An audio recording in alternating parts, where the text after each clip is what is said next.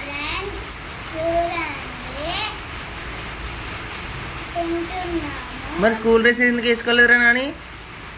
లేదు నేను first day ఒకటి ఏమన్నారు. ఫస్ట్ డే అని ఏమన్నారా మేడమ్స్? ఓకే. ఎన్ని గంటలకి స్కూలు? ఓకే. అక్క స్కూలు? ఏ స్కూల్ నీ పేరు? నీ స్కూల్ పేరు ఏం పేర్రా? ఓకే నాని.